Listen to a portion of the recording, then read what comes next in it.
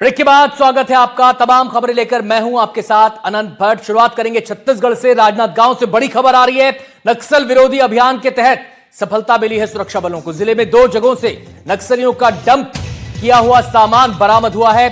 लमरा जंगल में 2 जगह से नक्सलियों का सामान बरामद हुआ है। इंसास राइफल और 58 जिंदा कारतूस मिले हैं। काली वर्दी और दैनिक उपयोग का सामान भी बरामद किया गया है। तो जैसे जैसे नक्सल प्रभावित इलाकों में सुरक्षा बलों का दायरा बढ़ता जा रहा है, ऑपरेशंस में कामयाबी मिल रही है। न केवल नक्सलियों को पकड़ा जा रहा है, न केवल उन्हें ढेर किया जा रहा है, बल्कि उनका साजो सामान भी सर्चिंग के दौरान जगह जगह से मिल रहा है। और उसी ऑपरेशन के तहत, उसी सर्चिंग ऑपरेशन के तहत ये कामयाबी सुरक्षा बलों को मिली है। राजनांदगांव से ये खबर है। आपको बता दें, लमरा जंगल में 2 जगह से नक्सलियों का सामान बरामद हुआ है। हथियार भी मिले हैं और अन्य उपयोग का सामान भी उनका मिला है। सूर्यकांत यादव हमारे संवाददाता हमारे साथ जुड़ गए हैं और जानकारी देने के लिए। सूर्यकांत, क्या क्या बरामदगी हुई है, सबसे पहले तो उसके बारे में बताएं।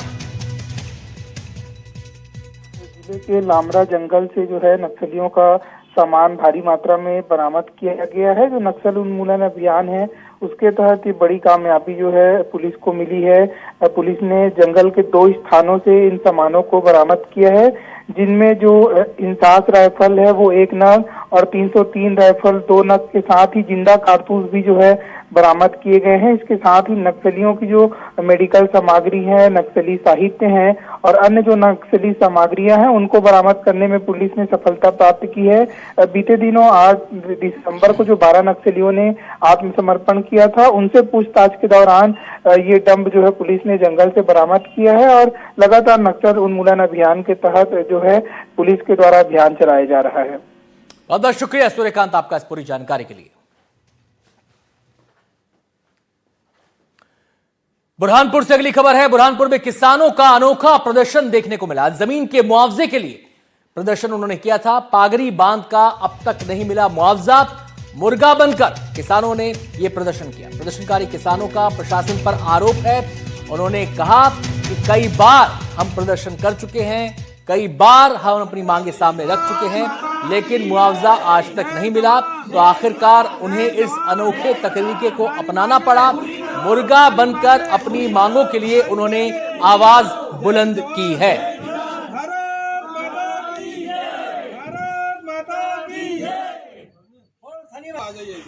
पिछले 2-3 सालों से जो आंदोलन हमारा सतत रूप से शुरू है, अभी हम लोग आज़ादी के 78 साल बाद भी हमें किसानों को मुंह काला करना पड़ रहा है और मुर्गा बनना पड़ रहा है।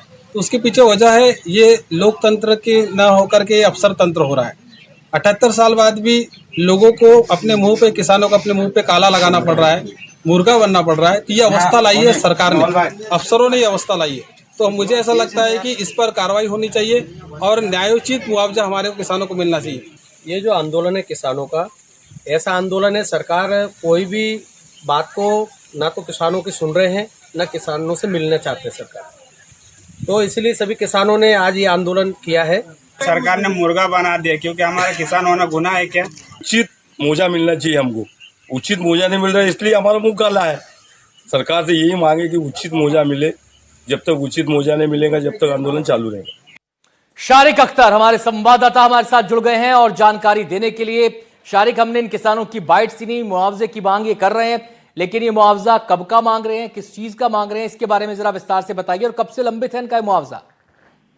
देखिए, हम आपको बता दें कि पांगरी बांध परियोजना शुरू होने को 3 साल हो चुके हैं और अब इसका निर्माण भी शुरू हो गया है। और शासन के जो मापदंड है, जैसा जल संसाधन विभाग के हमारे अफसरों से बातचीत हुई, शासन का जो मापदंड है वो राशि उनको भुगतान की जा चुकी या उसको उन्होंने लेने से इनकार कर दिया। किसानों का ये कहना है कि हमको जो मुआवजा दिया जा रहा है वो हमको अनुचित है और वो सरकार से, शासन से उचित मुआवजे की मांग कर रहे हैं। हम आपको बता दें कि एनडीटीवी ने इस मामले को, जो बुरहानपुर जिले के प्रभारी मंत्री है, जो खुद जल संसाधन मंत्री भी है तुलसी सिलावट, उनको भी ये बात जानकारी में दी थी। उन्होंने भी जल संसाधन विभाग को निर्देशित किया था कि किसानों से बात करें, लेकिन इनकी बात कोई सफल नहीं हो पाई है। और अब जरूरत इस बात की है, जिला प्रशासन, जल संसाधन विभाग और ये इन किसानों से एक और जनप्रतिनिधियों के साथ मिलकर बात करें कि आखिर इनकी क्या मांग है और बीच का रास्ता निकाला जाए, ताकि ये किसान जो इस तरीके से लगातार आंदोलन शारिक, कर रही है, दो आंदोलन बातें हैं यहां ना पर। कर। पहली बात तो ये कि मुआवजा मिला ही नहीं, दूसरी बात ये कि पर्याप्त मुआवजा नहीं मिला। एक और सवाल वो ये, क्या इन किसानों की जमीन इसके लिए एक्वायर की गई, और इससे जुड़ा बात ये, क्या इन किसानों की जमीन डूबी क्षेत्र में आई? देखिए, बांध जो पांगरी बांध परियोजना बन रही है, इसमें ये जो सभी किसान हैं, प्रभावित किसान हैं, इनकी सबकी जमीन डूब में आ गई है। और हम आपको बता दें कि जिस तरीके से इन्होंने जो दर पे सरकार इनको मुआवजा देने को तैयार हुई है, ये किसानों ने अभी वो दर से मुआवजा लेने से इनकार कर दिया है। किसानों की मांग है कि अधिक से अधिक उनको जमीन का जो उनका मूल्य है उसके हिसाब से मुआवजा दिया जाए। बहुत बहुत शुक्रिया शारिक आपका इस पूरी जानकारी के लिए। तो किसानों की मुख्य तौर पर दो मांगे उभरकर सामने आती है संवाददाता से बात करने के बाद। पहली बात तो ये कि मुआवजा ऑफर किया गया लेकिन किसानों को पर्याप्त नहीं लगता, और दूसरी बात ये कि डूब क्षेत्र में जितनी जमीन आई है उसके हिसाब से, उनके भाव के हिसाब से उनको मुआवजा दिया जाए। तो डूब क्षेत्र में जिन लोग किसानों की जमीन आई है वो खासे परेशान है, मुआवजे को नाकाफी मान रहे हैं।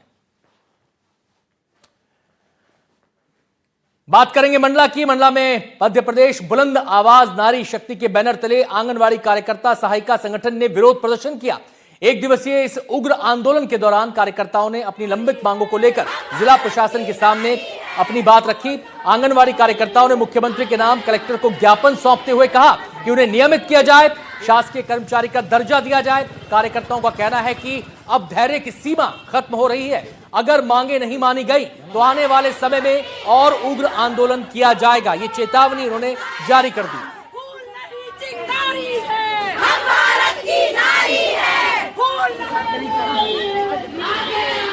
75 सालों से हम लोग आईसीडीएस में काम कर रहे हैं, लेकिन अभी तक हम लोगों की जो मुख्य मांग है नियमितीकरण को लेकर, अभी तक हम लोगों को सरकारी कर्मचारी का दर्जा प्राप्त नहीं हुआ है, जो कि बहुत ही ज्यादा दुखद है।